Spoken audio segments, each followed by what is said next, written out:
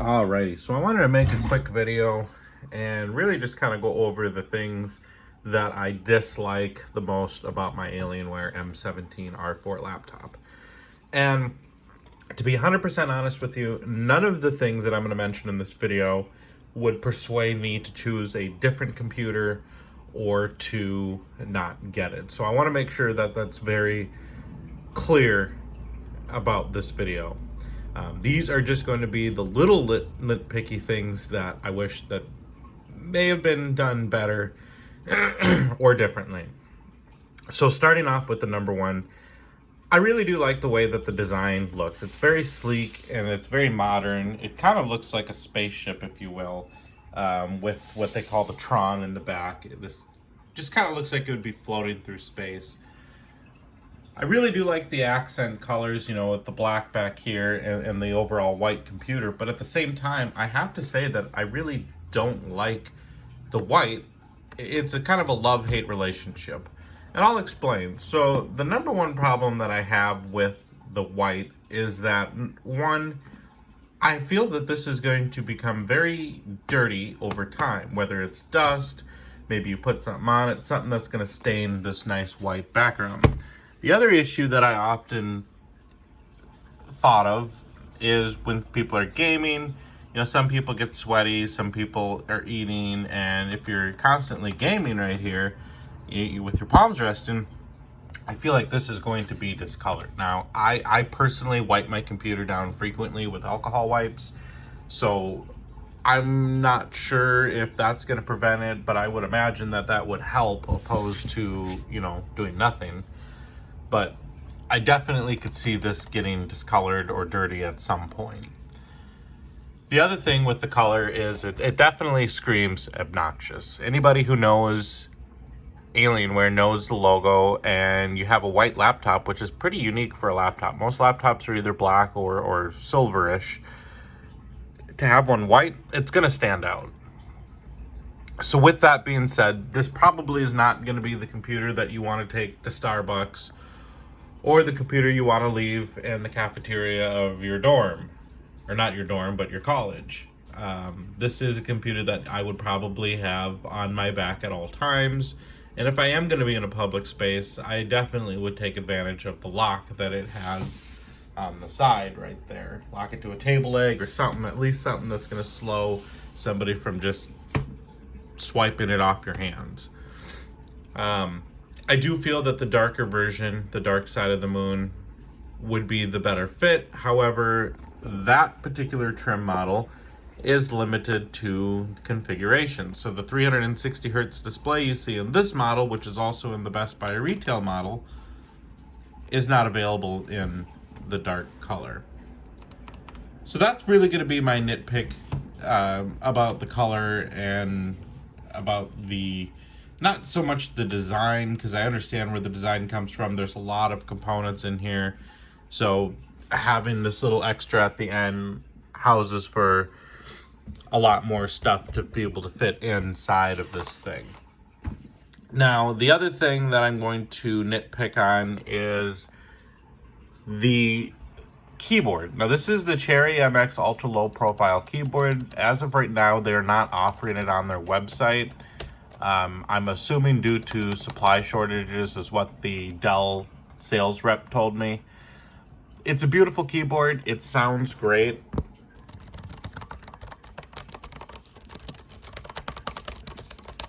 My only complaint with it is two things. One, if you're in a quiet setting, again, back to the studying, or maybe you're in a library, the typing might get a little bit loud. And over time, I could see the, you know, it feels like it takes more energy to press the keys down than it would on a traditional membrane. Even though it probably is not, it definitely feels that way. So I could see over time, if you're somebody who types a lot, you may not want to opt for the mechanical option if they do bring it back. The other thing with the mechanical option is the fact that if this thing focuses, the mechanical option, the secondaries, so our insert, our delete, our page down, none of those features work or light up. they work, but they just don't light up. So if you're somebody who uses their computer in the dark and you want to see like your multimedia keys here, these do not light up. The F7, F8, you know, that part lights up, but these volume, mute, the alien graphic amplifier, the Wi-Fi, none of that lights up, and none of these symbols light up either. So to some, that might be a huge deal breaker. Again, for me personally, it again is not, none of these really changes my view of it. It's just something that I wish they could have maybe have done a little differently. The other one, back to the body, is it definitely has this real smooth premium finish. I just think that it might have been better if it was more grippier. It's a fairly heavy computer. It's about 6.44 pounds, and it's super glossy and smooth. So I could definitely see this sliding out of your hands. So if you're putting it in a bag, you know, this way, I definitely recommend using two hands, or at least making sure you have a good grip. I found the best way to lift it is right here, just because you have a little bit of a lip to grab, and then you have this base right here to kind of grab it. So it makes it a little bit easier. Let's talk about build quality. Build quality, I really don't have any complaints as far as that goes. The only real thing that I could say that people complained about as far as the build was that at the top of the R3, this plastic trim was a piano black, so very prone to fingerprints. So this wouldn't be something that I dislike. This is something that I guess I would say that I like. So they did fix it with this nice matte black, and it doesn't attract fingerprints at all. So build quality definitely feels premium. There's a little bit of flex on the back of the screen just because of it being metal. And, you know, there's just some give to it. As far as the keyboard goes, there's really no flexing on the deck here. I mean, there's very, very little, if you can see, which is to be expected. This is a magnesium chassis, so it is metal. And with that being said, let's move on to the thermals. So I don't really like that this computer is designed to run at 100 degrees Celsius. Yes, 100 degrees Celsius. Dell is perfectly fine with that. In fact, they boast basically on having the computer with the most power, which this thing, I believe, can go up to 165 watts of power right to the GPU. And part of that is powered by this woolly mammoth of a charger. This thing is massive. So this is a bigger issue. I don't really want to say a bigger issue, but I feel like Dell's had this power brick for years, and I just wish there was way with technology to give the same wattage but in a smaller package. I like the 240 that they offer. It's a lot thinner than this. Still pretty big, but this thing just takes it to another level. This thing reminds me of something you would have, you know, in the 90s that you would be powering up. This thing is a tank. And to pair it with an already heavy computer, it makes for a 14, 15 pound backpack. So as far as the power goes, NVIDIA, when they released their 30 series, told laptop manufacturers that they don't have to put a max Q or max P. So a lot of times what people were finding is that they would buy a 3080 graphics card in one product and get completely different results in another product, even though they have the same components inside. And that's strictly because of the wattage that the manufacturers are putting. Dell has given it the most power, and because of that comes heat, and a lot of heat. So I strongly recommend either undervolting your CPU to lessen the thermals, or you're going to be running this thing with the fans on full speed, and it gets pretty loud. That's another big issue I have. Not really a big issue, but a bigger issue if you are somebody who wants a quiet gaming space. If you're running the fans, you're going to want to use some sort of headphones or something, as this thing does get loud. The other thing with that is undervolting it will lower the temperatures. I mean, I've undervolted mine. I have not seen any performance decrease at all. The thermals are hitting right about 85, 87. I think the highest I seen it on a stress test was like 92. But under gaming, the most I've seen it get up to is 85, 86. So I highly recommend undervolting it. To some people, that might be something you're not comfortable doing, getting it out of the box and having to undervolt it.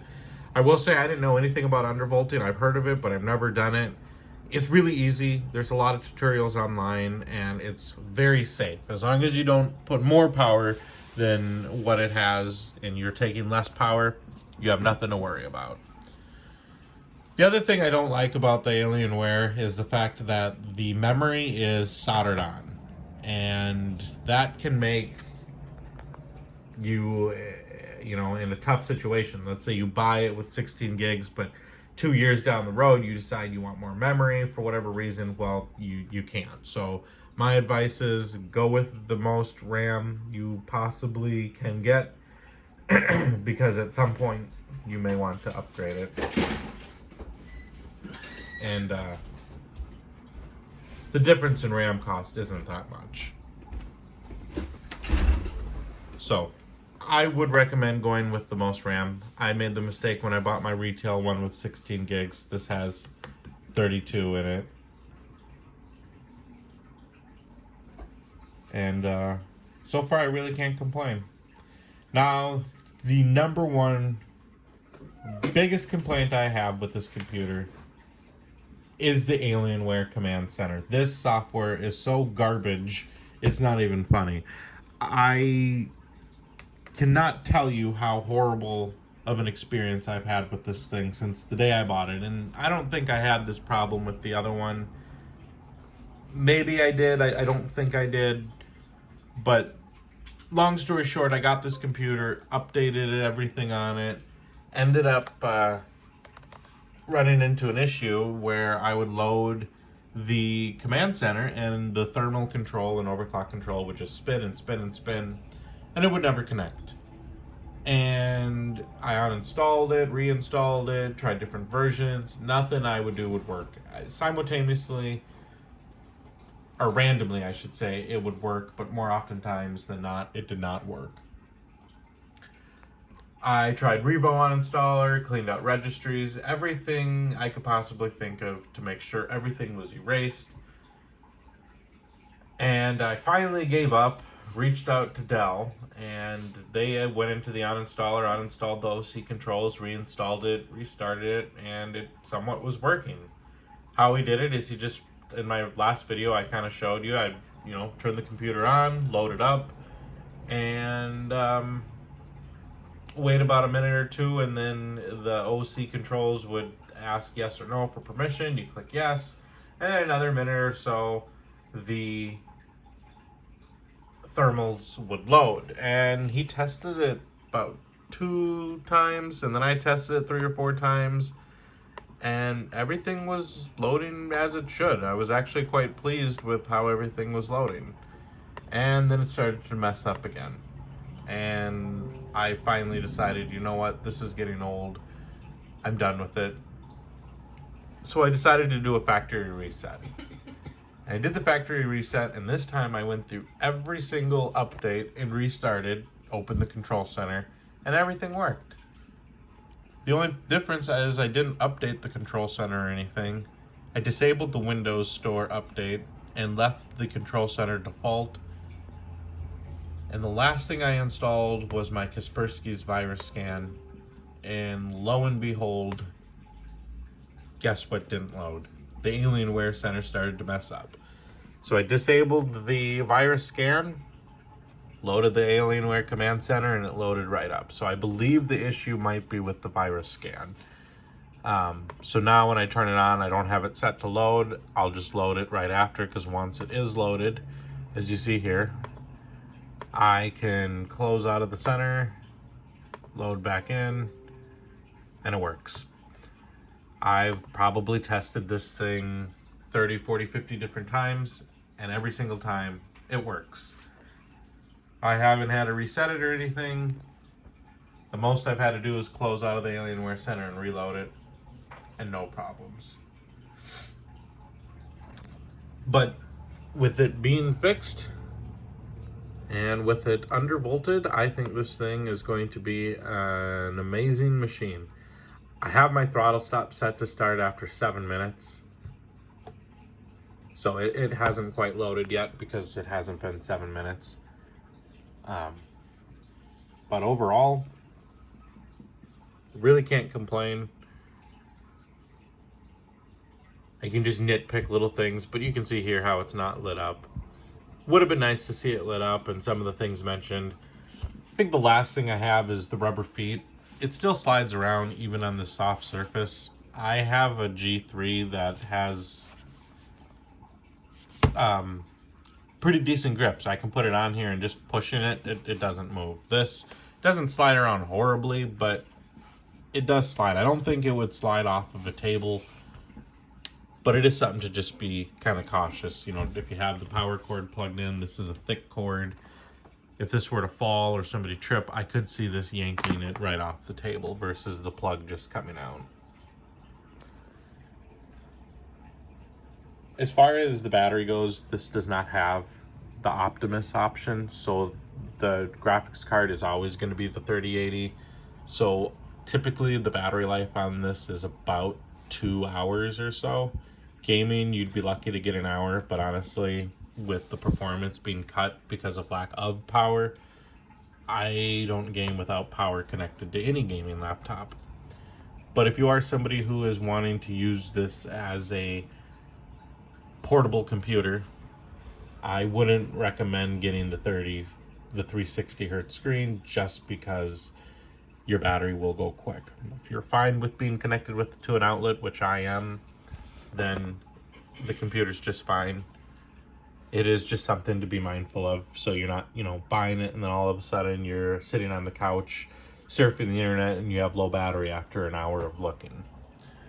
So that is something to be thoughtful of. The other thing too is with the temperatures, it does get hot, so have a thermal cooling pad or set it to quiet mode, and it will lower the performance quite a bit, but it also lowers the temperature.